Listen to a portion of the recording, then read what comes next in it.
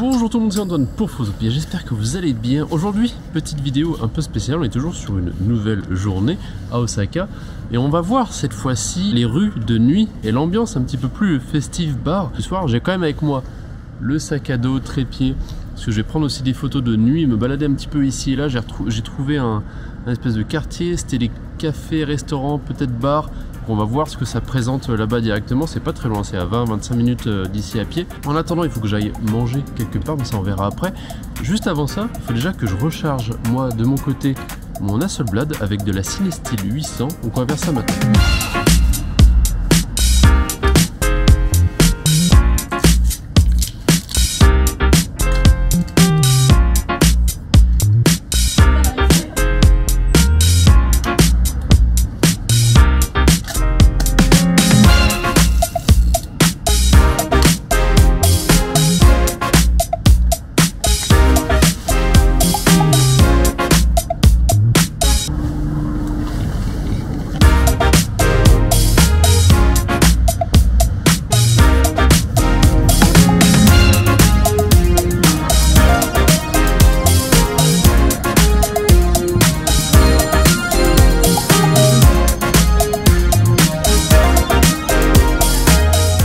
Comme vous pouvez voir un peu autour de moi que je vous ai filmé, vous avez plein de bars comme ça. En fait, vous avez des zones à bars. En Asie, c'est souvent ça, c'est vraiment des zones ou des quartiers qui sont attribués à certaines spécificités de magasins, certains types de bars, certains restaurants, certains produits de luxe, etc., etc. Donc là, on est vraiment dans une des rues dans un marché couvert qui a tous les petits bars. Donc vous aurez plein de petits bars, des restaurants de sushi, etc. Et là ici, entre autres, vous avez par exemple derrière moi des sushis. De l'autre côté là-bas, vous avez un restaurant qui fait que des brochettes. Donc vous commandez brochette par brochette par brochette avec un peu d'alcool, etc. Et ensuite vous avez de la sauce dans laquelle vous pouvez les tremper et plus encore. Donc vous avez plein de petites choses comme ça. Et c'est comme ça de manière générale, comme quand on était à Sapporo, vidéo que je vous invite à aller voir, qui donne une ambiance très festive. Pas où je suis exactement, parce que je me suis un peu écarté pour que vous puissiez m'entendre correctement. Mais vous l'avez compris, de toute façon, vous verrez ça dans la vidéo au fur et à mesure de la soirée.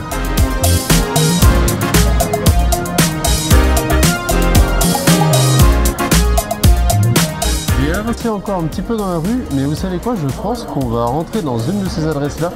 Qui est exactement ce que je recherchais, c'était les fritures à manger que vous pouvez voir là. Ils sont en train de tout préparer, ça a l'air incroyable comme ça. J'ai vu quelques plats qui avaient l'air très bons. Et en général, vous avez des sets de menus comme ça qui sont beaucoup moins chers aussi que ce que vous pouvez trouver dans la rue principale touristique. Donc ça peut être plus intéressant ici. Puis après, vous avez des bars et tout, enfin plein de trucs comme ça qui ont l'air très sympas. Pareil, dans ce genre de trucs, vous avez aussi les mini pièces bornes d'arcade. Vous allez pouvoir retrouver ici du Street Fighter, si je ne me trompe pas. Non, c'est même pas du Street Fighter, c'est Blast City, le jeu auquel j'ai joué ici quand je me battais contre le robot. Vous pouvez retrouver dans un des épisodes précédents quelque chose qui m'intrigue particulièrement, c'est ces machines pour récupérer, donc des gachapon pour récupérer les trucs, sauf que là c'est caché, on ne voit rien à l'intérieur et c'est interdit au moins de 18 ans. Si j'ai une petite pièce, c'est pas impossible que j'essaye. J'ai 500 yens, je pense que ça peut être marrant. Je peux mettre là. Oh non, me dites pas que ça a pas marché. Ah si, c'est bon. Oh, j'ai eu peur. Et voyons voir ce qui se cache dans cette petite boîte noire. Bon, déjà, on a la couleur qui s'affiche. Oh non. Je crois comprendre ce que c'est. Il y a quelqu'un juste derrière moi. J'ai gagné un string, une couleur d'un certain goût. Bon, je vais garder ça dans le sac hein, et voilà.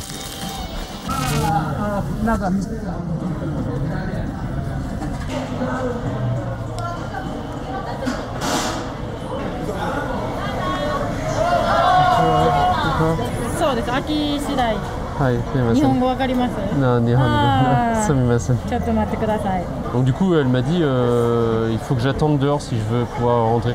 Du coup j'attends un petit peu ici et j'entrerai dès qu'il y a une place de libre. J'ai ma petite table pour moi, attendez je vais recaler correctement. La bière qui est arrivée, on allait m'en apporter deux, alors non c'est bon, une bière ça suffit. En fait avec ça je peux directement voir le menu en anglais. J'ai aussi les fameux edamame, ça sera à cocher dans ma liste des spécialités à essayer. Et j'ai pris un set de 12 fritures, ce qui fait 1700 yens à peu près, donc 12 € on va dire. Donc là j'en ai pris beaucoup mais c'est pour en essayer plein, c'est mon excuse pour manger plus de fritures. J'ai de la salade comme ça et j'ai aucune idée de comment le manger. Donc je vais zioter autour de moi, voir comment ça se fait. Il y en a qui viennent d'être servis, on va voir. En attendant, petite bière, santé pour vous. Et j'ai hâte de commencer les photos à la seule blade. Et les dames à main, en fait vous les éclatez on va dire. Et vous récupérez le haricot qu'il y a dedans. En général vous mangez ça comme ça. Mais c'est trop bon, ça se mange tout seul. Et il passe l'OST d'un des openings de Naruto. Je vous avoue que là je suis aux anges. Arigato gozaimasu. Ils sont adorables. Ils essaient de m'expliquer. L'autre tout à l'heure elle est venue, elle s'est accroupie à côté de moi pour me montrer avec son téléphone le menu en anglais et tout. Enfin, toujours adorable. Dès qu'il y a quelqu'un qui rentre ou qui part, ils disent merci, au revoir, merci, bonjour, machin. Ça rigole dans tous les sens, mais c'est marrant, il y a une bonne ambiance. Elle m'a dit normalement j'étais censé saler et tout, juste ça. J'ai aucune idée de tout ce à quoi ça correspond ici.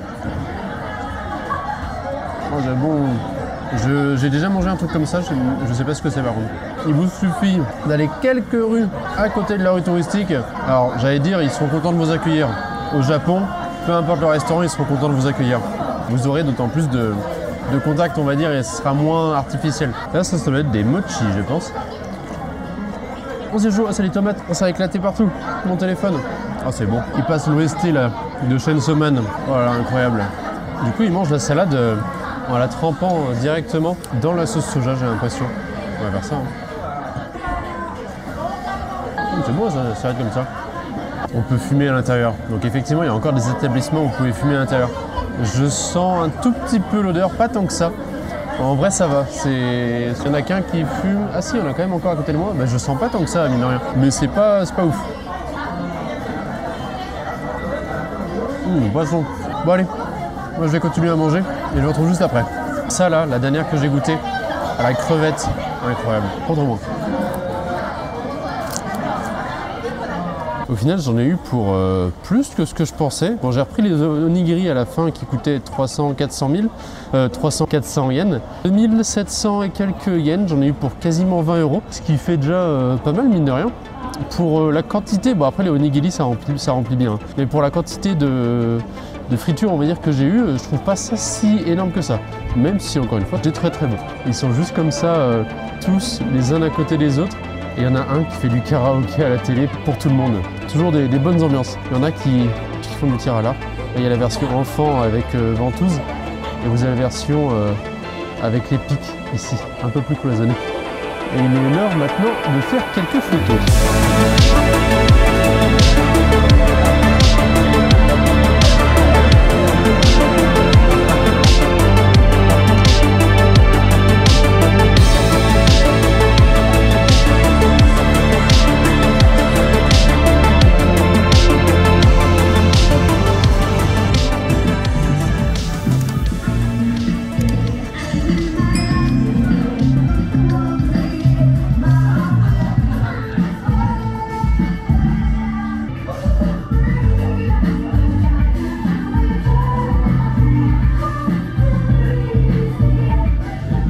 Avec des bons petits DJ par-ci par-là, enfin de la bonne musique. Il y a toujours du monde par-ci par-là au cinéma érotique. Hein. Ça manquera jamais.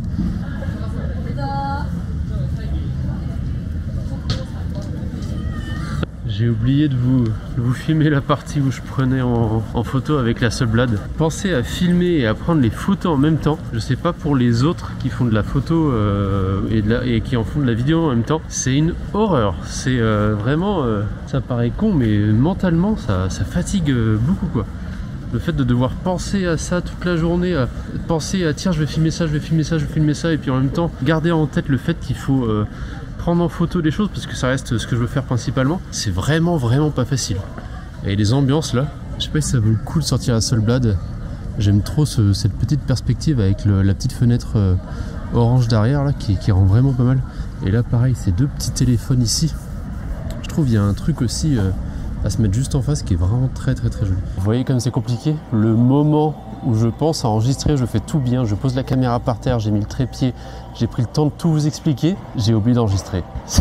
Vraiment ça me prend un espace mental de réfléchir à tout ça à chaque fois, c'est... et sur toute une journée, ça fatigue.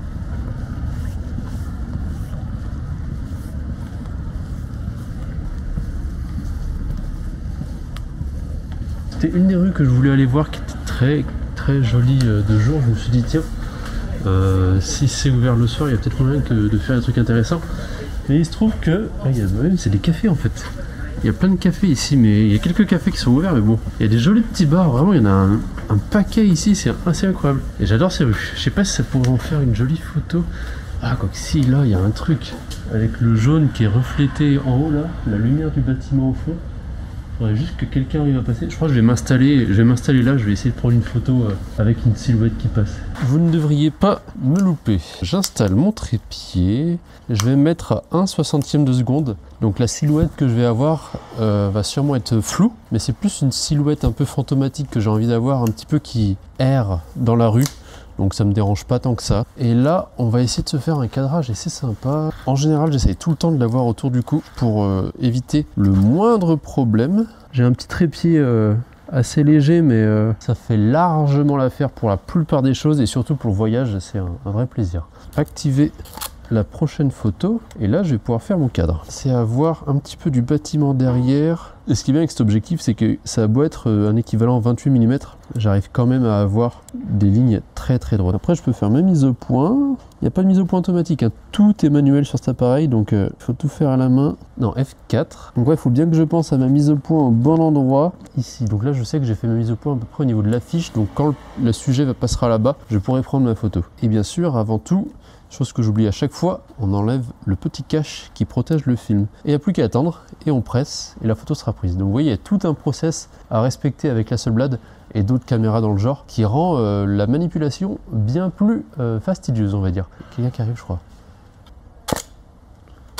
J'en ai profité, il est passé pile sous la lumière du néon là-bas. Il risque d'être un peu flou parce qu'à F4 j'ai fait la mise au point avant, mais ça peut le faire. Ça fait partie des aléas, soit il faut être extrêmement patient, soit il y a un entre-deux. Et puis comme par hasard, il y a tout le monde qui arrive d'un coup là. On verra ça une fois rentré à Séoul.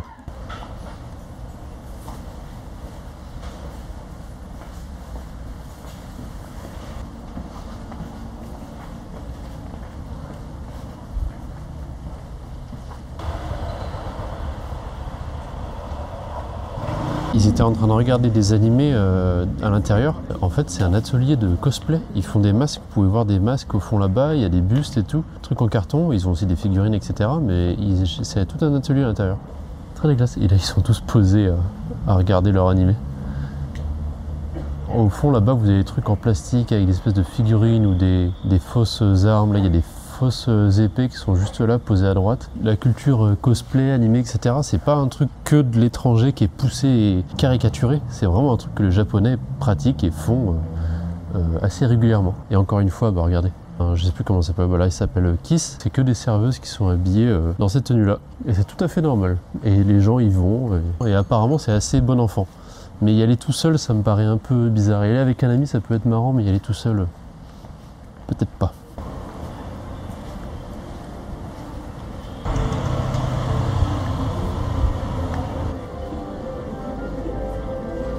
Bien sûr, vous avez énormément de boutiques de genre qui sont ouvertes assez souvent.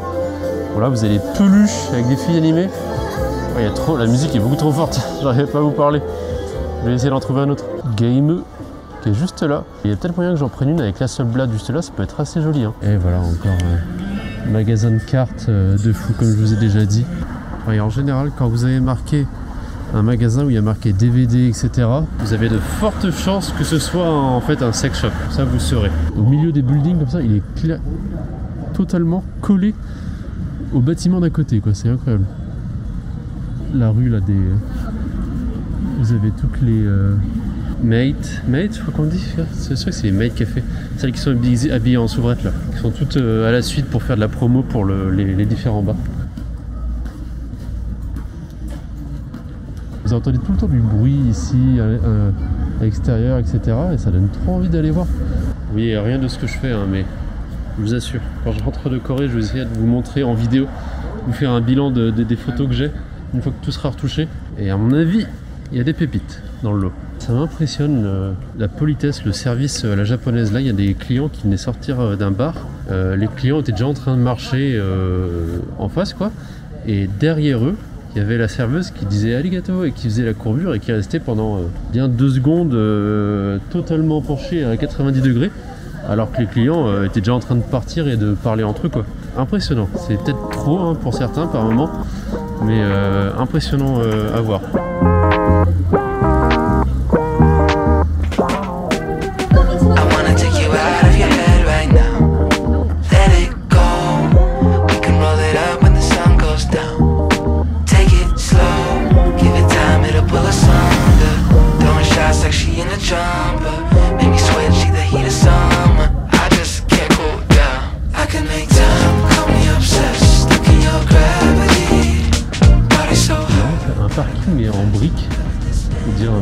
industriel.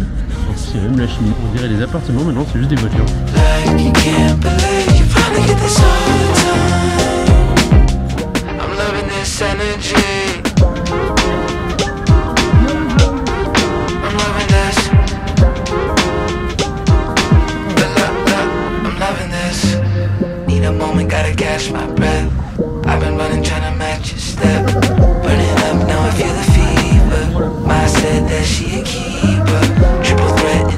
Ah, là, j'ai l'impression de retrouver la Corée avec ce genre de petite installation à l'extérieur. Ça, c'est cool. Ça, c'est les atmosphères coréennes qu'on aime. Il y a des jolis trucs à faire ici. Ah ouais, avec toutes les lumières qu'il y a, toutes les lanternes.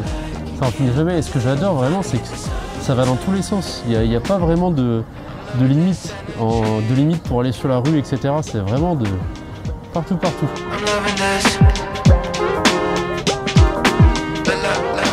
Il y a une ambiance là aussi. C'est trop cool.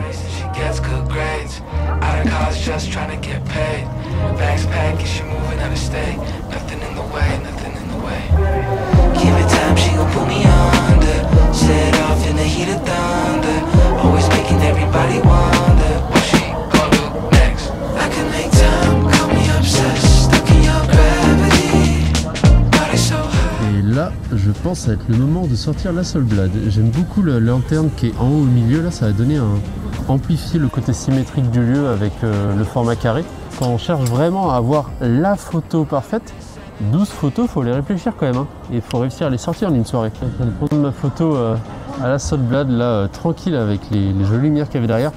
J'ai attendu un bon moment, j'ai attendu bien 7-8 minutes au moins avec le trépied en plein milieu de la route. Et il y avait une femme, une vieille avec un masque qui bougeait pas, qui tournait autour de moi et qui marmonnait. J'ai pas l'impression que c'était japonais. Elle marmonnait des trucs, j'essayais de savoir de quelle langue c'était. Je reconnaissais rien de japonais. Donc je lui ai dit, je lui disais ok good. Je lui dis just photo and just photo one. Enfin, j'essaie de lui donner des mots ultra simples, mais elle marmonnait des trucs et tout. Elle était là, pas contente, alors que il y en a, ils sont. J'ai l'impression que le monde leur veut du mal. Et bah tiens, pour changer les idées, vous voyez ce que je vois? Oh, le bruit qu'il y a encore. On va peut-être trouver quelque chose pour essayer quand même. Alors cet endroit du UFO Catcher là, il est vraiment énorme pour le coup. Et l'avantage c'est que ici ça coûte pas trop cher, surtout par rapport à la balance euro-yen en ce moment. C'est 100 yens une partie. Après en général il faut en faire pas mal pour gagner quelque chose. C'est quasi 70 centimes il me semble. Donc c'est cool, ça permet d'essayer de s'amuser, même si on sait très bien qu'on gagne jamais à ces machines. Il n'y a jamais grand chose qui me plaît dans ces machines, c'est assez rare. Ah mais non mais c'est les pachinko ça. Je suis pas sûr que j'ai le droit d'avoir la cam. Ouais, il y a des paris sur les courses de chevaux mais en mode virtuel.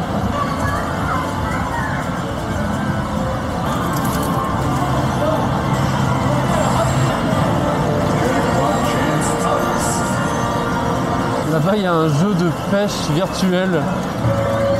C'est un jeu de pêche virtuel. Non mais il y en a, c'est des pros là. Et regardez la fille, elle a un sac, ah merde, il y en a une qui se met juste devant moi, rempli de trucs. Il y a une figurine, deux coussins, une peluche qu'elle vient de gagner juste devant mes yeux.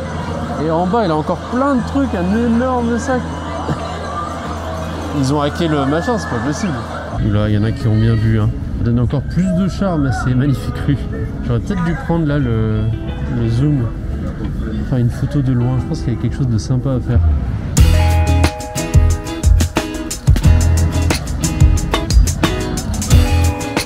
Il y a un monde de fou. Enfin, ça va encore. On arrive à Dotonbori.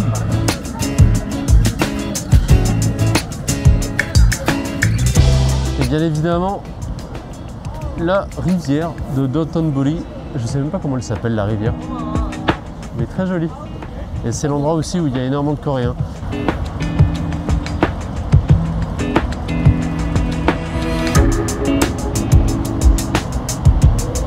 Pour être rose, c'est rose. Hein. Je sais pas ce qu'il y a à l'étage, mais ici c'est vraiment juste un petit truc de fête foraine où vous tirez.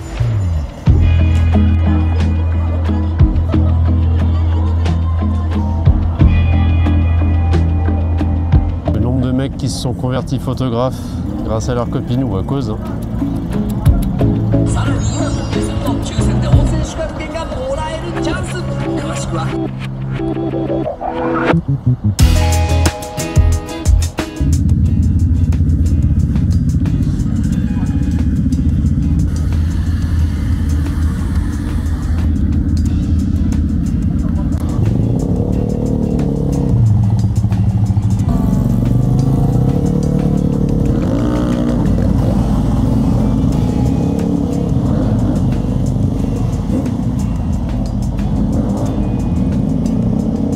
Putain, et les bas de caisse, faut pas avoir des gros donuts, là en France ça passe pas ça.